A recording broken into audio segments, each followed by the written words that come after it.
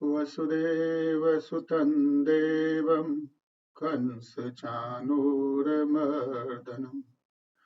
देवकी परमानन्दं कृष्णं वन्दे जगद्गुरु गुरुर्ब्रह्मा गुरुर्विष्णु गुरुर्देवो महेश्वर गुरु साक्षात् परब्रह्म तस्मै श्री गुरुवे नमः। लोकसभा इलेक्शंस हैं और अगर मैं एक पार्टिसिपेंट हूँ तो मैं कैसे अपने एरिया में अपने पार्टी का या अपने पार्टी का कैसे प्रचार करूँ ताकि मैं इलेक्शंस में जीत सकूँ। तो सर उसके लिए मैं क्या करूँगा कि सबसे पहले तो उस एरिया में देखूँगा कि किन किन चीज़ों का प्रॉब्लम्स हैं, जैसे कि पानी का प्रॉब्लम हो सकता है, हेल्थ का, हॉस्पिटल्स का प्रॉब्लम हो सकता है, स्कूल्स का प्रॉब्लम हो सकता है। और फिर मैं उस एरिया के सेक्स रेशियो को देखूंगा कि उस एरिया में कितने परसेंट मेल है और कितने परसेंट वुमेन है, क्योंकि जैसे कि अभी जो कल्चर चल रहा है कि वुमेन्स को ज़्यादा लोग प्रेफर कर रहे हैं आगे बढ़ने के लिए, तो मैं अपने नारे में ऐसा ऐड कर सकता हूँ कि अगर बाय द वे अगर उस एरिया में वुमेन्स की संख्या ज़्यादा है और उनमें ज़्यादातर percentage of womens housewife हैं या ज़्यादातर परसेंटेज ऑफ वुमेन ऐसे एज में है कि जिसमें वो एक जॉब कर सकते हैं, तो वैसे हो सकते हैं ताकि जो वुमेन्स का वोट हो वो मेरे पार्टी को मिल सके। और ऐसा ही इसका ऑपोजिट भी मैं देख सकता हूँ कि अगर ज़्यादातर मेल्स जो हैं वो वहाँ पे जॉबलेस हैं, तो उनके लिए भी मैं कुछ वादे करूँगा ताकि मैं उनको वादे करूँगा कि मैं उनको नौकरियाँ दे सकूँ, या उस एरिया में एक नई कंपनी को स्टैब्लिश करने के वादे हो सकते हैं, या उस एरिया में नए हॉस्पिटल्स बना सकता हूँ, या फिर स्कूल्स को ठीक करवा सकता हूँ, अच्छे टीचर्स लाने के वादे हो सकते हैं। फिर जो राशन मिलता है और बिजली बिल में कटौती, ये सब टॉपिक्स हो सकते हैं ताकि मैं उस एरिया में जीत सकूं। कुंडली दे करके आप डेमोग्राफी चेक करके प्रॉपर इंसेंटिव देने वाला काम। यस। गुड। और कोई?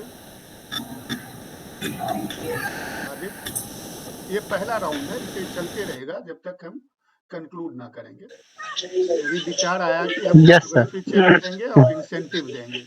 हाँ आदित्य बोलो। यस सर, अगर लोकसभा चुनाव से मैं खड़ा होता हूँ तो मैं सबसे पहले कोर्ट के फैसले को लेकर ध्यान दूंगा।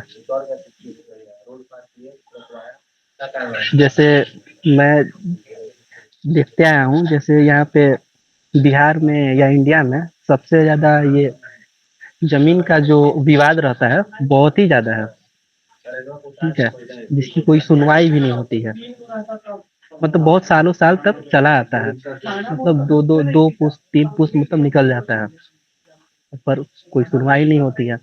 मैं इसे सुधारने का आश्वासन भी दूंगा, और जो हमारे युवा हैं उनको मैं आश्वासन देना चाहूँगा कि वो कुछ नया इनोवेशन करें और हमारे इंडिया या राज्य को आगे बढ़ाने का कोशिश करें।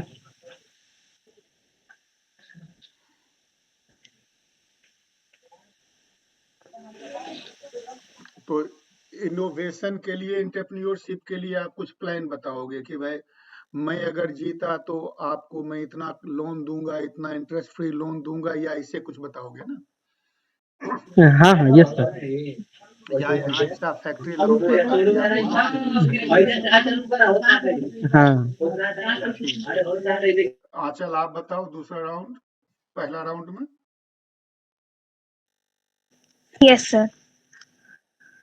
तो यदि हम लोकसभा चुनाव में अगर फाइट करना चाहें तो सबसे पहले ये करेंगे कि पहले हम लोकसभा को अच्छे से समझ सकें, फिर उसके उसके क्या-क्या नियम है उसको खुद अच्छे से मतलब समझ लें।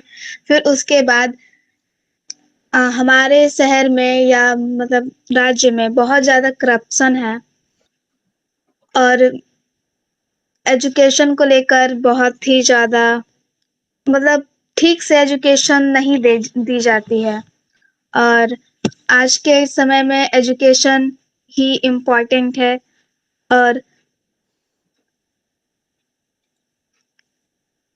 इस बात पे ज़्यादा ध्यान देंगे और जैसे कि हम अगर चुनाव लड़ते हैं तो हम जनता के सामने ये अपना पक्ष रखेंगे कि अगर हम चुनाव में खड़े होते हैं तो हम आप पहले तो करप्शन दूर करेंगे, सेकंड में एजुकेशन से रिलेटेड उनको सुविधा मिलेगी और भी ऐसे बहुत कुछ नियम अप्रोच करेंगे उन लोगों के लिए।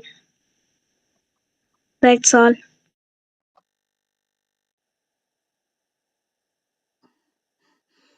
ओके राज। हाँ तिवारी जी बोलिए। तो ऐसा है आंचल और आदित्य और राज की आप लोगों ने जो कवर किया ना वो बहुत अच्छा कवर किया, क्योंकि कुछ नए विचार आए। राज ने तो काफ़ी पहले वाला कवर किया है, उसके बाद आदित्य ने जो बताया वो भी अच्छा लगा, जो इश्यूज हैं। और आंचल बोली कि हम पहले समझेंगे, वो बहुत अच्छा विचार है, क्योंकि बहुत लोग खड़े हो जाते हैं जानते भी नहीं कि लोकसभा क्या होती है, लोकसभा में कैसे इलेक्शन होता है, तो इसलिए समझना जरूरी है। तो वो इश्यूज तो ठीक है, इश्यूज को आप एड्रेस करेंगे, लेकिन तैयारी कैसे करेंगे? वो शिव कुमार जी का वो टॉपिक का वो सवाल था, तैयारी कैसे करेंगे? मतलब आपको सोचना है इश्यूज के अलावा, कि सोचना है कि हमारे पास पैसा कैसे आएगा, हमारे पास कौन सी पार्टी हम ज्वाइन करें, या अगर हम पार्टी में ऑलरेडी हैं तो हमारे प्रतिद्वंदी कौन कौन हो सकते हैं, हमको टिकट कैसे मिलेगा, हमारा पैसा कहाँ से आएगा, हम लोग कहाँ से आएंगे, हमारे फॉलोअर्स कहाँ से आएंगे, ये सब पर थोड़ा सोचिए और उसको बताइए कि आप कैसे उसकी तैयारी करेंगे। क्योंकि इश्यूज तो ठीक हैं, अभी जैसे जनरल इश्यूज बताई आंचल, करप्शन और एजुकेशन, वो तो सबको पता है कि बहुत करप्शन है, बहुत एजुकेशन है, रोज रोज हम लोग रोते रहते हैं उसके बारे में, लेकिन उसका तरीका क्या है, जवाब क्या है, वो सोचना है। तो उसको जरा सोचिए आप लोग क्रिटिकली कि इसके रिसोर्सेज जो हैं, जो हमें जीतने के लिए चाहिए, वो कहाँ से आएंगे, कैसे होंगे, कौन कौन से प्रॉब्लम्स हमारे सामने आएंगे और कैसे उसको सॉल्व करेंगे। ये इस मुद्दे पर जरा दूसरे राउंड में आप लोग सोचिए। तो जो तिवारी जी बोले उसको मैं जोड़ देता हूँ। तो आप लोगों ने इश्यू आइडेंटिफाई किया और थोड़ा सा डेमोग्राफिक आइडेंटिफाई किया राज ने। तो इशू आंचल ने करप्शन और एजुकेशन, आदित्य ने एम्प्लॉयमेंट के बारे में और एंटरप्रेन्योरशिप के बारे में, और राज मेल फीमेल रेशियो और डेमोग्राफी के बारे में बात किया। लेकिन जो तिवारी जी बता रहे हैं या जो हमने भेजा था मैसेज, उसमें था कि शुरू करना है कि आप पॉलिटिकली एक्टिव है, वहां से आपको टिकट मिलेगा। टिकट लेने के लिए क्या करना होगा, फिर टिकट अगर मिल गया तो आप जो भी मैसेज देना चाहते हैं वो मैसेज देने के लिए फ्लायर बनाना पड़ेगा, एजेंडा बनाना पड़ेगा, स्लोगन बनाना पड़ेगा, लोगों को जुटाने का तरीका बनाना पड़ेगा। फिर आप जो ये करते हैं ना, इलेक्शन में कैंपेन करते हैं, बहुत जगह जाते हैं, स्टेज रहता है, वहां पे खड़ा होकर बोलते हैं, उसमें किसको इनवाइट करेंगे ताकि आपको ज्यादा वोट मिले, और उसमें पैसे बहुत लगेंगे, पैसे कहाँ से आएंगे, आपके कार्यकर्ता कहाँ से आएंगे, उनको कैसे मोटिवेट करेंगे, ये सब के बारे में आप विस्तार से अब बात कीजिए। एकाएकी करके, वर्चुअल है इसलिए एकाएकी करना पड़ेगा। अगर एक क्लासरूम रहता तो लोग हाथ उठाते और एक दूसरे का सुनते, तो यहाँ पे तो 1 बाय 1 ही करना पड़ेगा। तो जिसको भी बोलना वो हाथ उठाए, और हम टीम बांटेंगे नहीं राज, ये डिस्कशन है, जिसको भी बोलना वो हाथ उठाए। लेकिन ये सब मुद्दा है, तो जीरो से मतलब हमको टिकट कैसे मिलेगा, वहां से लेकर के इलेक्शन डे बूथ जिस दिन वोटिंग होगा वहां तक हम क्या काम करेंगे और कैसे करेंगे, उसके बारे में बात करना है। तो जिसको भी बात करना है वो हाथ उठाए और बोलना शुरू करे। जैसे कि इंडिया में अभी मेन रूप से 2-3 पार्टीज ही हैं, एक बीजेपी कांग्रेस एंड कांग्रेस ने एक गठबंधन कर लिया है जिसको इंडिया नाम से वो लोग पुकारते हैं, जिसमें बहुत सारे स्टेट्स के पार्टीज हैं। तो जैसा कि आपने बोला कि अगर किसी एरिया से जो है टिकट मिला है तो जो लोग एक स्टेज शो करते हैं, जैसे प्रधानमंत्री मोदी ने भी बहुत जगह किया है, स्टेज शो करते हैं जिसमें बहुत पैसा खर्च होता है और वहाँ पे बहुत सारी सेलिब्रिटीज हो गई या वैसे लोगों को बुलाया जाता है जो बहुत पॉपुलर है, क्योंकि इंडिया में ज़्यादातर जो जनरेशन है वो यूथ है, तो यूथ सभी यूथ का, ज़्यादातर यूथ का एक आइडल होता है। तो अगर वैसे आइडल्स को हम अपने उस स्टेज शो में बुलाएंगे तो वो यूथ हमारी तरफ आकर्षित होंगे और वो हमें ही वोट देंगे। और लेकिन सर मैं मानता हूँ कि वोट लेने का जो इंडिया में अभी तरीका चल रहा है वो है कि दूसरी पार्टी को क्रिटिसाइज करके हम वोट लेते हैं। लाइक बीजेपी जो है वो कांग्रेस को क्रिटिसाइज करेगी कि उन्होंने ये नहीं किया, हमने ये किया, तो आप हमें वोट दीजिए। फिर जो कांग्रेस है वो बीजेपी को क्रिटिसाइज करेगी कि नहीं उन्होंने ये नहीं किया, आप हमें वोट दीजिए, वो इतने दिन से गवर्नमेंट में है तो उन्होंने ये गलत काम किए हैं। और बीजेपी बोलेगी कि नहीं कांग्रेस जब गवर्नमेंट में थी तो उन्होंने ये गलत काम किए थे। तो मेन चीज हो गया है आजकल कि लोग क्रिटिसिज्म ज्यादा करते हैं। कांग्रेस ये बोले कि पिछले बार जो बीजेपी का जो आया था, जब भी कोई सरकार जीतती है चुनाव तो वो एक क्या कहते हैं अपना एक पेज देती, मतलब बहुत सारे वादे करती है कि हम ये वादे पूरे करेंगे। अभी हाल ही में इंडिया में लद्दाख में एक फास्ट चल रहा है जिसके बारे में बीजेपी बहुत कम बात कर रही है। इससे पहले हमने देखा कि मणिपुर में भी बहुत कुछ हुआ, बहुत वायलेंस चल रहा है और जिसके लिए एक बॉक्सर ने भी बहुत ज़्यादा आवाज़ उठाई, लेकिन तब भी वहाँ पे बीजेपी चुप हो गई। फिर फार्मर्स प्रोटेस्ट हुआ, फिर हम लोगों ने देखा कि जो लोग रेसलिंग करते हो वहाँ पे भी कुछ हुआ, उसके लिए भी बीजेपी चुप है। फिर लेकिन मैं बोलना चाहता हूँ कि जब कांग्रेस थी तो तब से लेके अब तक हम लोगों ने बहुत डेवलपमेंट किया है और इसको हम इस तरह से देख सकते हैं कि जो एक जगह है जहाँ पे सब लोग करप्ट हैं तो वहाँ पे अगर एक सीधा आदमी है जो बिल्कुल भी करप्शन नहीं चाहता है तो वो ऐसे नहीं हो सकता कि वो डायरेक्ट जाएगा वहाँ पे सब करप्शन खत्म हो जाएगा। करप्शन खत्म करने के लिए भी हमको खुद करप्ट होना पड़ता है कभी कभी, क्योंकि नाली को साफ करने के लिए खुद को भी गंदा करना पड़ता है। तो यही सेम थिंग मुझे अभी ऐसे लग रहा है, ऐसे कि अभी इलेक्ट्रोल पहले तो सर जो ये सब करने के लिए जो पैसा आता था वो बहुत चोरी छुपे आता था। हो सकता है क्योंकि जो बहुत चोरी छुपे पैसा आता है, हो सकता है कि इंडिया के कोई ऐसी पॉलिटिकल पार्टी हो जिसको फंडिंग चाइना से आ रही हो, तो ऐसा हो सकता है कि बाद में वो पार्टी अगर पावर में आ जाए तो चाइना का जो गवर्नमेंट है वो इंडिया पे हमला कर सकता है और वो हमारी बहुत सारी प्रॉपर्टी ले सकता है। तो इन सब चीज़ों से बचाने के लिए इलेक्टोरल बॉन्ड्स हैं। इससे अब तो हमको कम से कम ये पता चलता है कि जो पार्टी है वो किसके द्वारा फंडिंग हुई है वो तो पता नहीं चलता, लेकिन जो फंडिंग हुई है वो इंडिया के द्वारा ही हुई है, इंडिया को ही। तो इससे भारत का पैसा भारत में रहता है और बाहरी ऐसा हो सकता है कि अगर कोई बाहरी कंपनी लाइक कांग्रेस को अगर फंडेड करे तो बाद में कांग्रेस उसी कंपनी की बात मानेगी। और इंडिया की भी जो भी कंपनियां अभी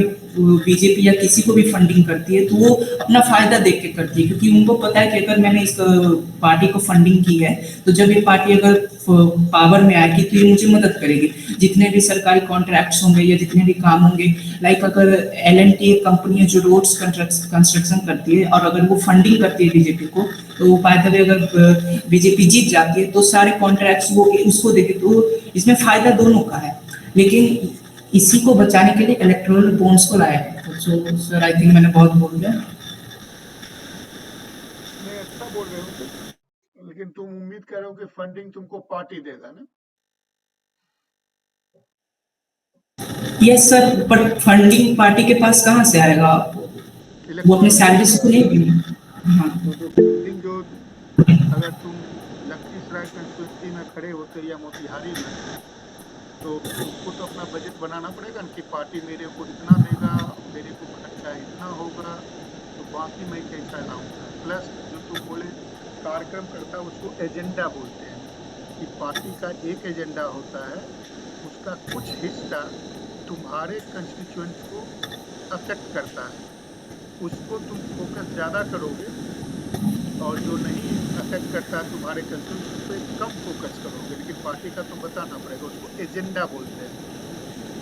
तो फिर स्लोगन होता है, जैसे अब की बार 400 पार, एक स्लोगन है, इससे क्या होगा असर, तो तुम अपना स्लोगन सोचो, और इस तरह करके तुमको पूरा प्लान बनाना पड़ेगा। ऐसे जो रैंडमाइज्ड है वो नहीं चलेगा। चलेगा कि इलेक्शन में टिकट मेरे को मिल गया है, 30 दिन के बाद इलेक्शन है, तो 30 दिन में हमको क्या क्या चाहिए और हम कहाँ से लाएंगे और हम क्या करेंगे, और हमारे बिहाफ पे दूसरे क्या करेंगे।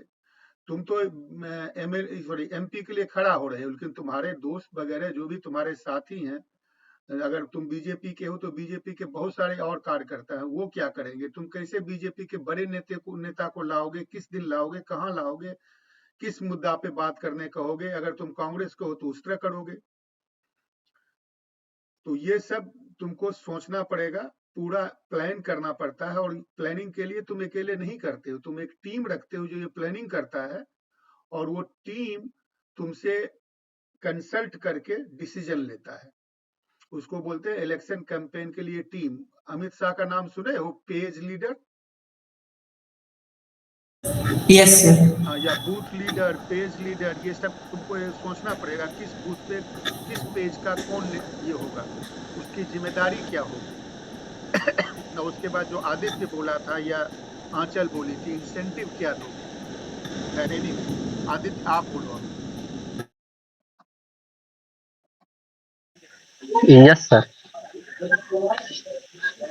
जैसा कि मैं सबसे पहले अपना टीम बनाऊंगा जो कि सोशल मीडिया हैंडल करे, एक है जो ग्राउंड लेवल पर जाकर काम करे, और मैं ऐसा टीम को जोड़ूंगा जो मेरे में इन्वेस्ट करना चाहते हो। जैसे कि मैं जो सोच रहा हूँ वैसा वो भी सोचते हो।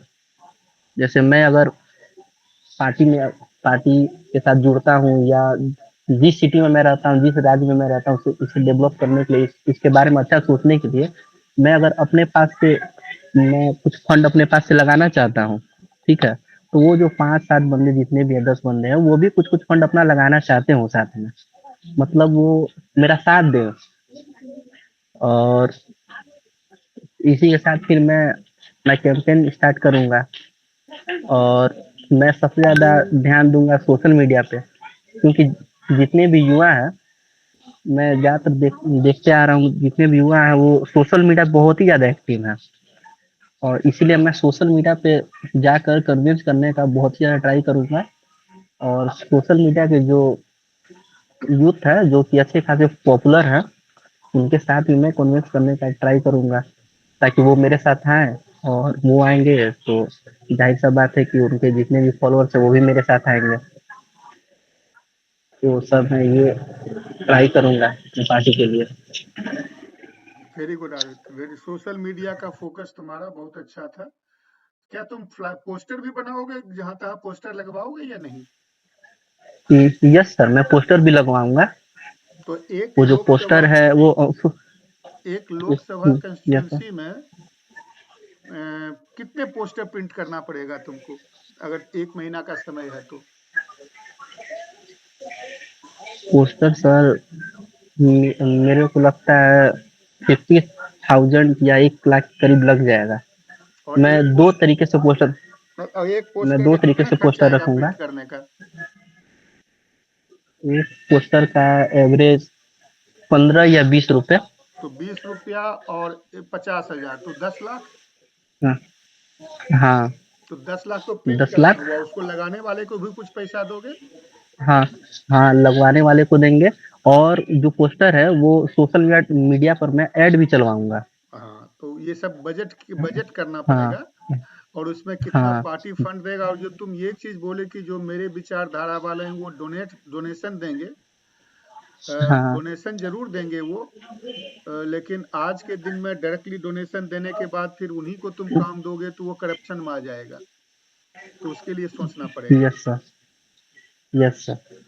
बट बहुत अच्छा लगे, तुमने यूट्यूबर, इन्फ्लुएंसर, सोशल मीडिया, ये सब का बहुत अच्छी तरह बात किया। और एजेंडा, पार्टी का एजेंडा जो होगा उसको डिसाइड करने में तुम कैसे हेल्प करोगे, या कैसे उसको अपने असेंबली में अपने इलाके में बात करोगे लोगों से, पोस्टर के थ्रू या लेक्चर के थ्रू, भाषण जो देते हैं? ए, पो, पोस्टर के थ्रू तो होगा ही, और ये भाषण के थ्रू भी होगा।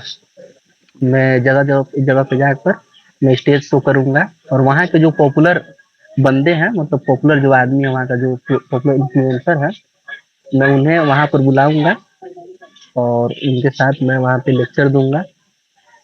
मतलब जिस जगह, अगर किसी जगह पे अगर सड़क नहीं है तो सड़क के बारे में बात करूंगा उस जगह पे जाकर। अगर किसी जगह पे स्कूल नहीं है तो मैं स्कूल के बारे में बात करूंगा कि मैं यहाँ पे, अगर मैं यहाँ से जीतता हूँ, अगर आप लोग मुझे वोट देते हैं तो मैं यहाँ पे स्कूल बनवाऊंगा। मतलब इस टाइप से मेरा कैंपेन चलेगा सर। मतलब लोकल प्रॉब्लम को हाईलाइट करोगे? यस सर, लोकल प्रॉब्लम को मैं हाईलाइट करूंगा। हाँ चल बोलो आप।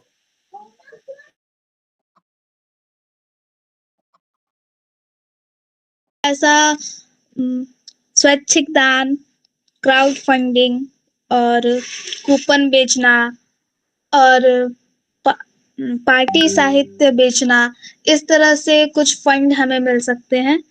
और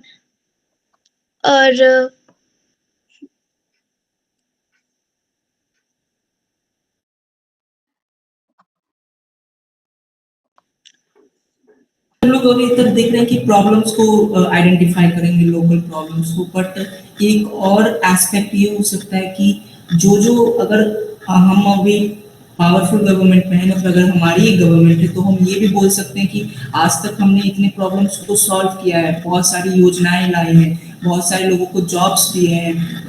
इंडिया का जीडीपी इतने ट्रिलियन डॉलर से इतने ट्रिलियन डॉलर हम लोगों ने पहुंचाया है पर ईयर। हाँ, हमारा जो जीडीपी ग्रोथ है वो बढ़ा है।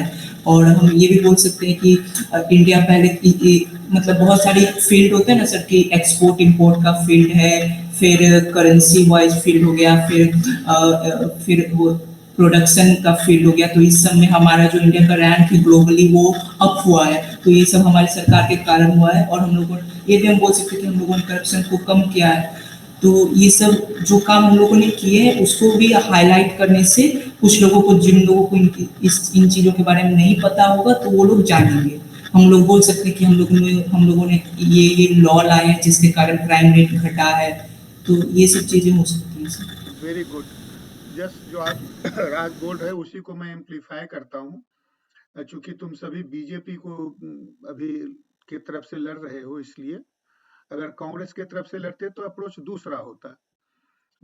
अभी बीजेपी सरकार ने हर घर नल का एक परियोजना चलाया ताकि सबके घर में स्वच्छ पानी मिले। सबको गैस दिया, फ्री गैस दिया, सबको बाथरूम बनाने के लिए पैसा दिया, घर बनाने के लिए पैसा दिया, सबको राशन कार्ड पे गरीब लोगों को 5 किलो अनाज देता है, इसे करता है। ये सब जो प्रोग्राम है, तो इसको दो ढंग से बोला जा सकता है। इसी को बोलते हैं क्रिटिकल थिंकिंग मेरे हिसाब से, जो मैं बताने जा रहा हूँ। एक खड़ा हुआ आदित्य और बोला हमारी सरकार ने आपको 5-5 किलो अनाज दिया, इससे भूखमरी कम हुई।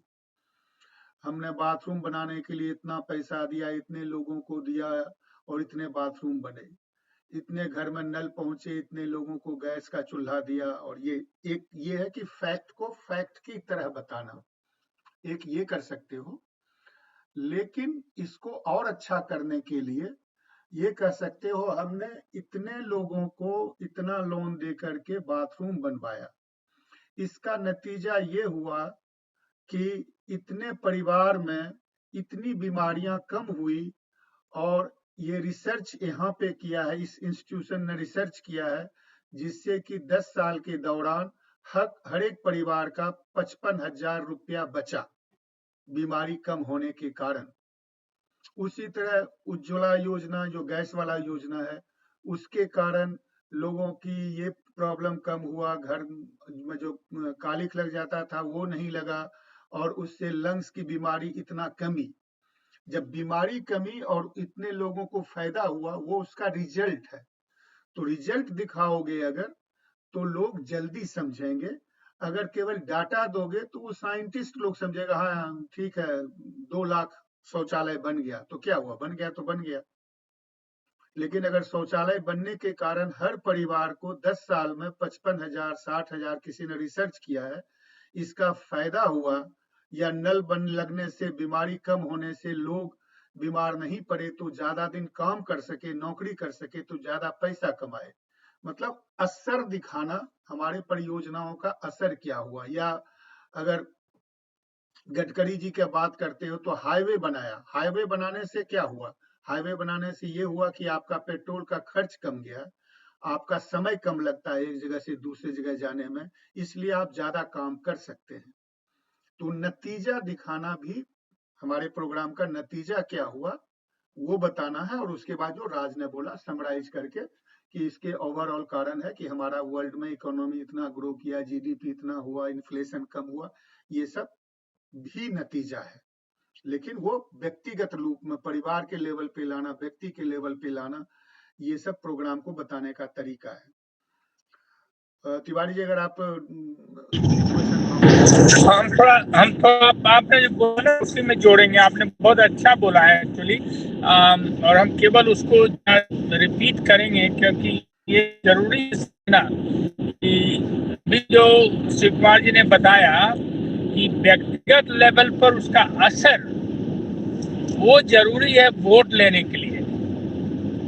अब खाली कह दोगे कि बहुत करप्शन है, हम करप्शन हटा देंगे, एजुकेशन नहीं है हम एजुकेशन हटा देंगे, तो वो तो बोलेंगे लोग हाँ वो तो हमको पता है, 50 साल से देख रहे हैं कुछ नहीं हो रहा है, तो इसे लोग डाल देंगे। ओके, तो इसलिए जरूरी है एक तो रिजल्ट बताना कि ये हुआ है और वो हुआ है, उनको गैस का चूल्हा मिला है, इतने घरों में नल आया है, इतने लोगों की बीमारियां कम हुई हैं, और ये सब के लिए जरूरी है कि आप तैयारी पूरी कीजिए। हिंदुस्तानी नेताओं के साथ एक प्रॉब्लम यह है कि पढ़े लिखे तो है नहीं, ये सब चीज जो हम लोग बात कर रहे हैं उनमें बहुत कम लोगों को पता है। आप जानते हैं, आप लोग कोई सुधांशु त्रिवेदी को सुनते हैं? कौन लोग सुधांशु त्रिवेदी को सुनते हैं जो बीजेपी के प्रवक्ता है? तुम तीनों में से कौन सुनते हो, बोलो। मैं दादाजी। अच्छा, ओके। त्रिवेदी जी के साथ एक बहुत बड़ी बात है, उनके फैक्ट्स एंड फिगर्स इतने सॉलिड होते हैं कि वही सबसे ज्यादा इम्प्रेस करते हैं लोगों को। वो ईस्वी सन और सारी चीजें बताते रहते हैं, तो हर चीज में केवल वो नहीं बोलते कि राम आए थे और रामायण लिखा गया था और ये बहुत बड़ी बात है, वो पक्का बताते हैं इतने साल पहले, इतने 100 साल 1000 साल पहले सब चीज बताते। ठीक है, मेरे कहने का मतलब ये है कि उसके लिए काफी नॉलेज आपको गेन करना चाहिए। तो जब भी ये तैयारी करते हैं तो उसके फैक्ट्स एंड फिगर, खाली चुनाव के लिए नहीं, किसी भी चीज के लिए जब भी जाते हैं आप तो उसके पूरे फैक्ट्स फिगर्स, और यही हम क्रिटिकल थिंकिंग बता रहे थे कि थोड़ा डीप जाके और थोड़ा चौड़ा जाके, मैंने पूरा फैलाव भी उसका देखिए, तो ये सोचना है कि क्या उसका असर पड़ा है समाज, उसके बाद व्यक्ति पर क्या असर है। हर व्यक्ति जो है उसको बहुत आसानी हुई है क्योंकि गैस चूल्हा मिल गया है, नल आ गया है, तो जैसा शिव कुमार जी ने बताया कि वो ज़्यादा काम कर सकता है, ज़्यादा काम कर सकता है तो ज़्यादा पैसा कमा सकता है, इसलिए व्यक्ति को फायदा है। एक चीज़ एजुकेशन की बात जब आंचल ने की थी तो मैं सोच रहा था कि हाँ एजुकेशन तो प्रॉब्लम है, लेकिन आज के ज़माने में किसी गांव में या डेहरी में जहाँ तुम और आदित्य रहते हो आंचल, उस जगह पर एजुकेशन कैसे आए?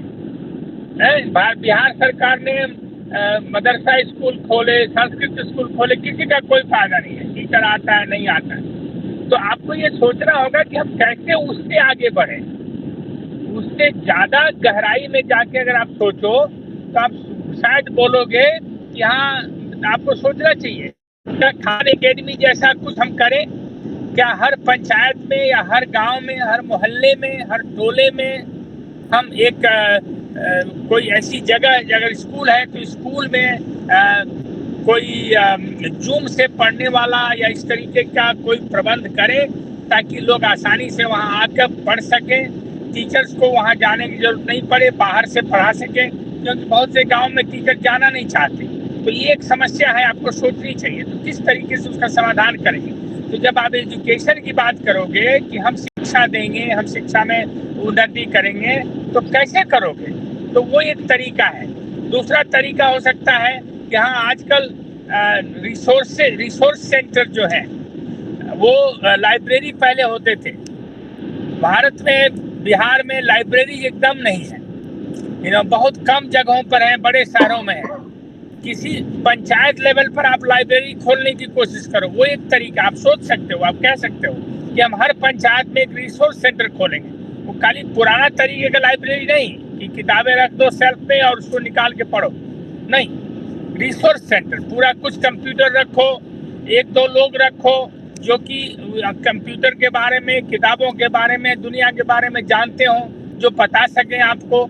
कुछ क्लासेस करो, बच्चों की कहानियां सुनाओ, जैसे यहाँ अमेरिका में करते हैं कि हर बुध को और हर मंडे को 9 बजे से लेके 12 बजे तक बच्चों की कहानियां सुनाते हैं कुछ वॉलंटियर्स आके।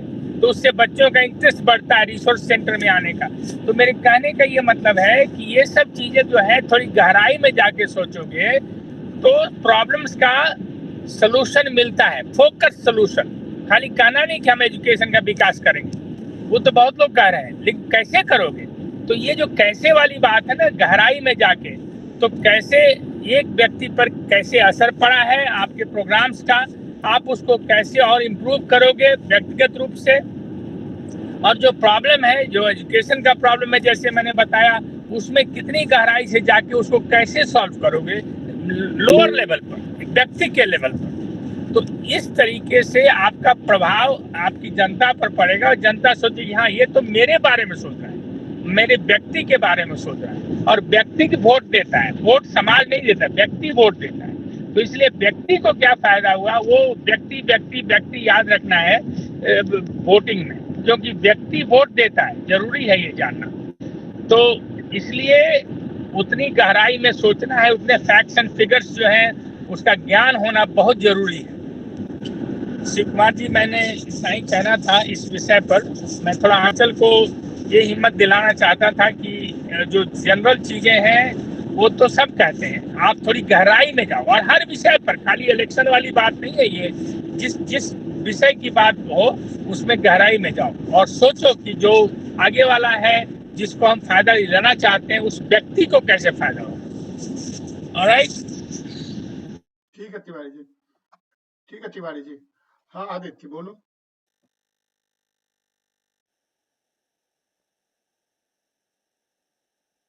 तो गलती से उठा हुआ था राज।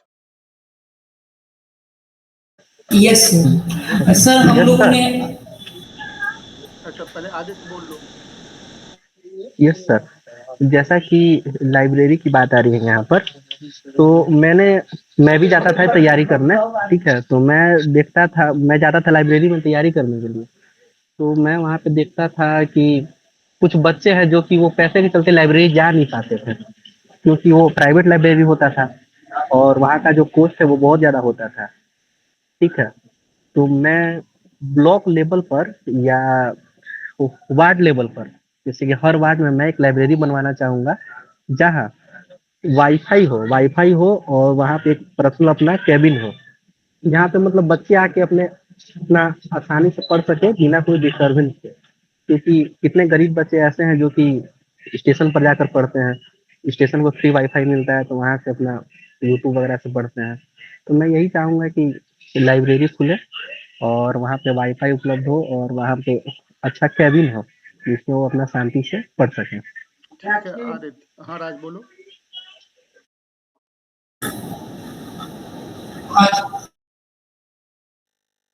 राज तुम म्यूट पे हो। हाँ सर, मैं ये बोला था कि जो आज तक इंडिया में देखा गया है कि इंडिया जो एक रिलीजियस बेस्ड कंट्री है, यहाँ पे लोग रिलीजियस धर्म इन सबको ज़्यादा फॉलो करते हैं। तो आज तक जो डाटा, मतलब मैंने जो आज तक जितने भी इलेक्शन के बारे में सुना है, रिलीजियन एक ऐसा पॉइंट रहा है जिस पे पार्टीज ने बहुत ज़्यादा वोट लिए हैं। और को जातिवाद भी एक मामला हो सकता है, क्योंकि आजकल लोग ये नहीं देखते कि कौन सी पार्टी क्या कर रही है। आजकल ये लोग देखते हैं कि जो खड़ा हुआ है वो क्या मेरी कौम से है, मेरी जाति से है। तो लाइक मोदी जी का एक बहुत अच्छा टैक्टिक मैंने देखा है कि वो जिस भी स्टेट में जाते हैं, लाइक लेट्स सपोज अगर वो पंजाब जा रहे हैं, तो अगर उनको पंजाब में अपनी गवर्नमेंट खड़ी करनी है, तो वो पहले तो पगड़ी पहन के जाएंगे और फिर वो वहाँ पे जो एक सन गोल्डन टेम्पल, हाँ, जो स्वर्ण मंदिर है, उस वहाँ पे जाके पूजा करेंगे। अगर वो मोदी जी कहीं किसी स्टेट में जाते हैं जहाँ पे लाइक सर उत्तराखंड है, वहाँ पे केदारनाथ बहुत फेमस है।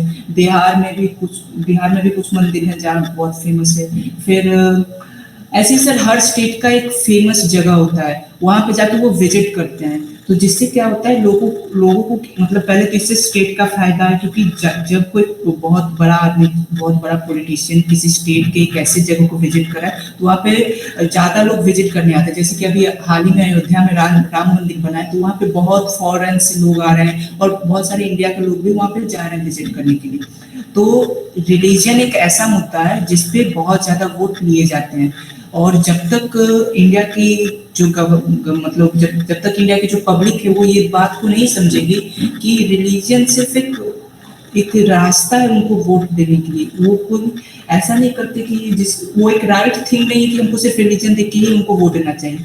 और यही कोई अगर मुस्लिम इलाका है तो तुम पॉलिटिकल साइंस पे लेक्चर नहीं दो, तुम एक कैंडिडेट हो, तुम क्या करोगे उसके बारे में बात करो। तुम मान लो लखीसराय का कैंडिडेट हो, तो क्या तुम लखीसराय में वोट जीतने के लिए अयोध्या राम मंदिर का वीडियो भेजोगे, या तुम इलेक्शन 20 दिन रह गया, 25 दिन गया, उसमें 3 बार अयोध्या जी जाओगे, उससे ज़्यादा वोट मिलेगा, या गांव में रह करके अपनी कंस्टिट्यूंसी में रह करके प्रचार करोगे, यूट्यूबर लाओगे जो पहले बोले थे, वो करने से ज़्यादा वोट मिलेगा? ये प्रश्न है।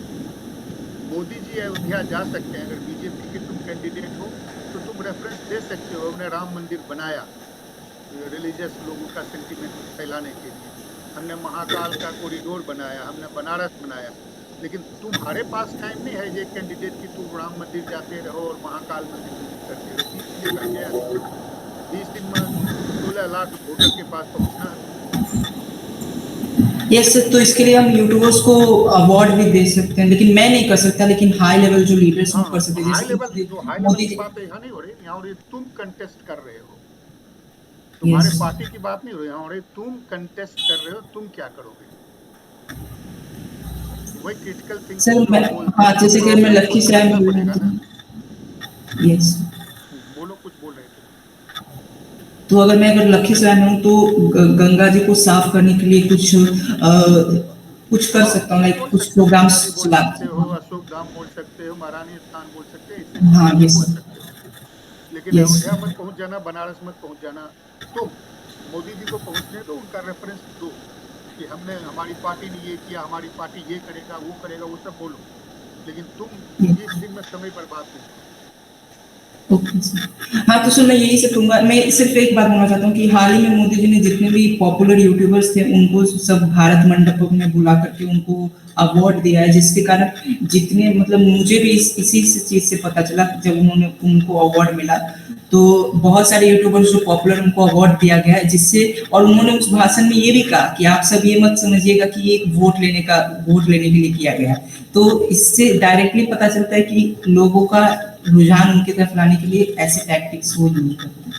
करेक्ट, तो तुम ये कर सकते हो, उससे देख करके, सीख करके, जो आदित्य बोल रहा है, तुम बोल रहे हो, दोनों जोड़ करके तुम कहते हो मैं भी अपने इलाके का यूट्यूबर को, इसको, जो भी पॉपुलर लोग हैं, प्रिंट मीडिया है, जो भी है, उसको अपना विचार बताऊंगा, उसको इंसेंटिव देकर उससे प्रचार करवाऊंगा। वो ठीक बात है। जैसे जितने वार्ड कमिश्नर है सबका मीटिंग रख लो, जितने तुम्हारे इलाके के एमएलए हैं उसका मीटिंग रख लो, जितने कार्यकर्ता हैं उसका मीटिंग रख लो, जितने रिलीजियस लीडर, सोशल लीडर, ये लोग हैं उनको मीटिंग रखो, उससे बात करो, उनको इंसेंटिव दो, उनको मोटिवेट करो, वही बाद में बनेगा ना। बूथ लीडर, पेज लीडर कहाँ से लाओगे? उन्हीं से लाओगे ना। अच्छा, अब मेरे ख्याल से टाइम हो गया है, 10 मिनट रह गया है, 9 मिनट रह गया है। हाँ हाँ, चल तुम बोलो। Yes sir. सर, अगर मैं चुनाव लड़ रही हूँ और हमको अपने हमको वोट कलेक्ट करना है जनता से, तो अगर मैं चुनाव में खड़ी हूँ और सबसे पहले तो मैं ये करूँगी कि जितने मेरे कैंडिडेट होंगे उन सबको एक मीटिंग के द्वारा पार्ट बाय पार्ट करके उनके जितने काम हैं उनको मैं बाँट दूँगी। फिर उसके बाद अम, अगर हमारे पास समय बहुत कम है, जैसे कि 30 डेज़ हैं ओनली, तो और हमें जैसे एक राज्य है, स्टेट है, तो उसके पूरे जगह पे हमें अपनी बातों को पहुँचाना पड़ेगा, तभी वो हमें जानेंगे, तभी वो हमें वोट दे सकते हैं। तो जितने भी कैंडिडेट हैं, उनको सारे काम को पार्ट बाय पार्ट डिवाइड कर देंगे। फिर उसके बाद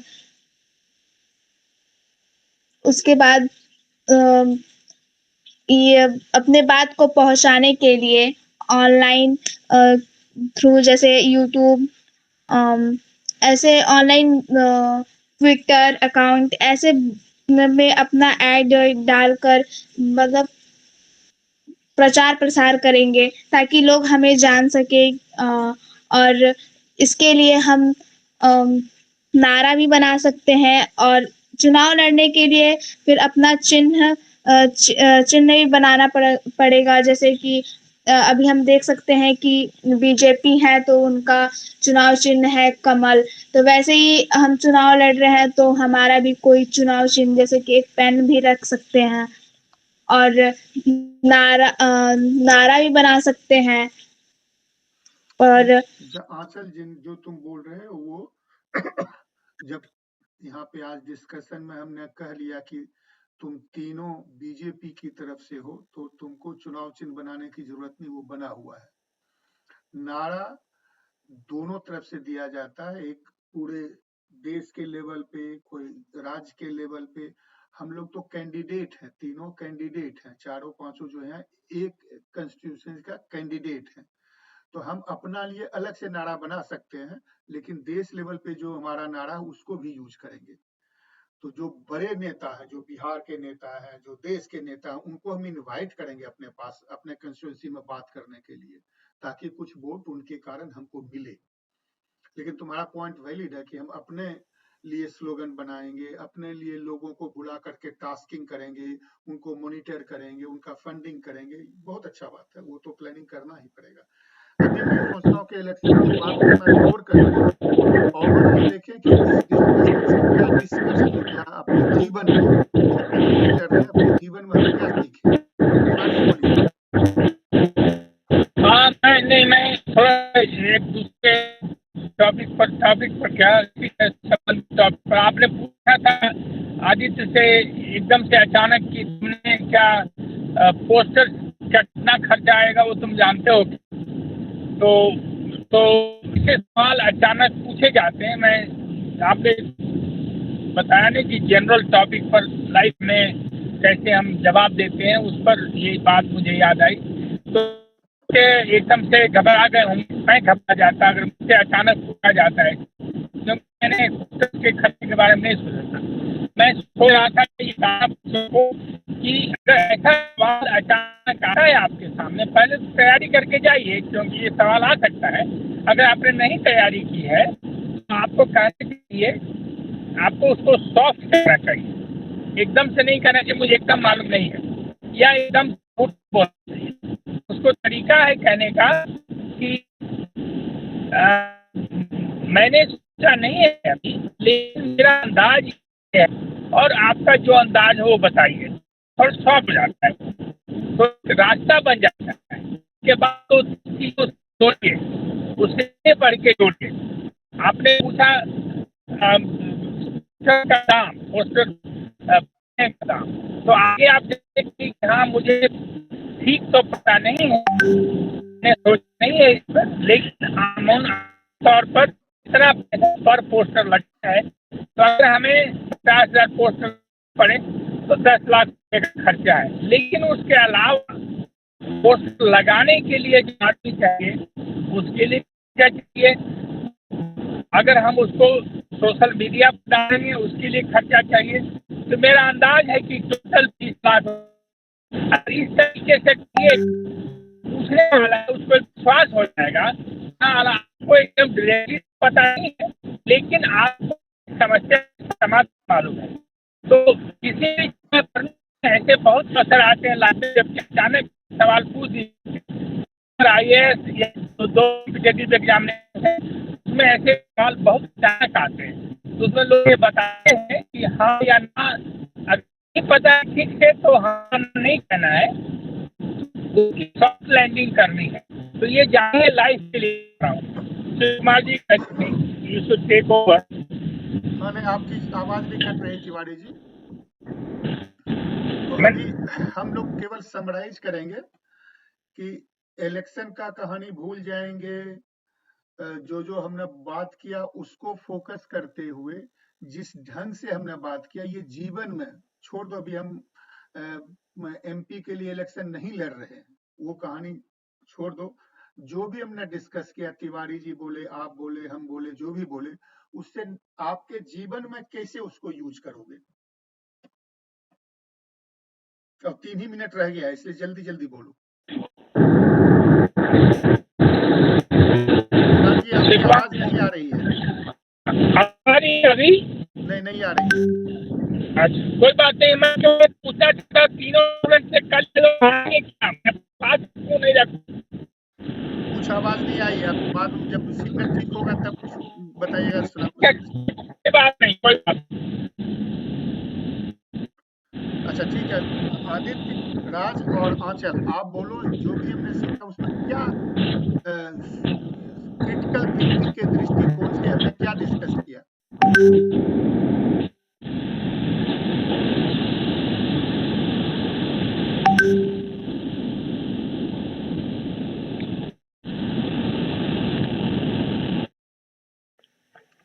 कैन आई सर? हाँ बोल, जल्दी जल्दी बोलो। सर, हमने जो आज डिस्कशन में बात किया, इससे हमारे जीवन पे ये असर पड़ेगा। अगर हमें कभी भी चुनाव से रिलेटेड या कुछ भी बात हो, अगर ऐसा हो, सॉरी आंचल, मैं इंटरप्ट कर रहा हूँ क्योंकि 2.5 मिनट ही बच गया है। अगर आपको मान लो कोई एग्जाम की तैयारी करना है और अभी जो हमने डिस्कस किया उससे क्या सीख करके अपने एग्जाम की तैयारी करने में उस चीज को अप्लाई करोगे।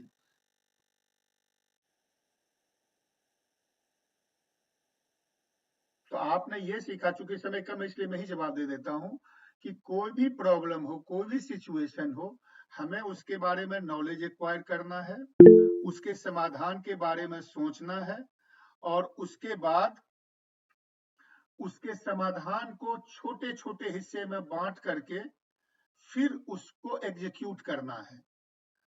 जैसे तुमने ही बहुत अच्छा बताया था आंचल कि हम अपने कोऑर्डिनेटर्स को बुलाएंगे, उसको टास्क देंगे और फिर उस टास्क को एग्जीक्यूट करने के लिए रिसोर्सेज देते हुए उसको मॉनिटर करेंगे। अगर एक एग्जाम है तो हम देखेंगे किस चीज का एग्जाम दे रहे हैं, उसका सिलेबस क्या है और सिलेबस में किस चीज को हम कैसे तैयारी कर सकते हैं, उसका बेस्ट सोर्स क्या है।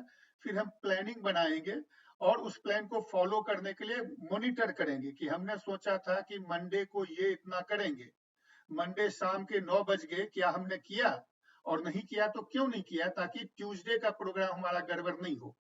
तो ले दे करके प्रॉब्लम को सोचना, उसका समाधान सोचना, समाधान को छोटे छोटे हिस्सों में बांटना और फिर हर एक हिस्से को एग्जीक्यूट करते हुए मॉनिटर करना। अब 1 मिनट से कम रह गया है। तिवारी जी मैसेज दिए हैं कि वो पूछ रहे हैं कि क्या कल अंग्रेजी का क्लास करना चाहिए। आप लोग हाँ ना कहो, ये कॉल अपने आप खत्म हो जाएगा।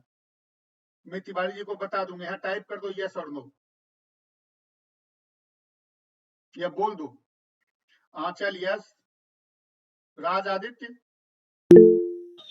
Yes sir. यस, राज यस, तिवारी जी तीनों यस कह रहे हैं। तो अभी कॉल खत्म हो जाएगा, अबाउट टू एंड। फिर अब कल तिवारी जी क्लास में मिलना, फिर अगले सप्ताह हम लोग मिलेंगे।